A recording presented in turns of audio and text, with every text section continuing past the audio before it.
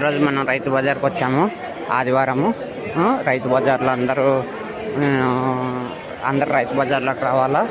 ఎందుకంటే ఇక్కడ అంత రైతులే వస్తారు.